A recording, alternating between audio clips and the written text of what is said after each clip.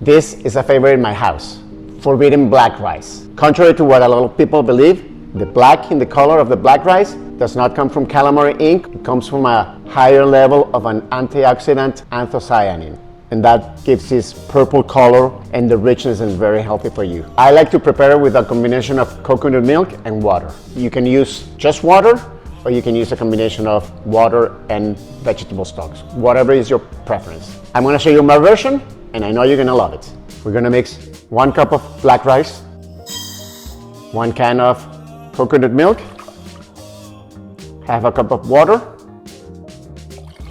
and we're gonna add 1 teaspoon of garlic powder, 1 teaspoon of salt, and 1/8 of a teaspoon of cayenne pepper.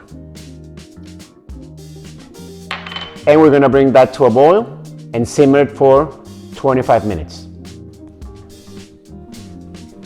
After the 25 minutes have passed, we're going to grab the rice, remove it from the heat, and fluff it a little bit and let it rest for 5 to 10 minutes so the rice absorbs the rest of the coconut milk. Grab a spoon, fluff it for a little bit, cover it, and let it rest for 5 to 10 minutes. And now we're ready to serve.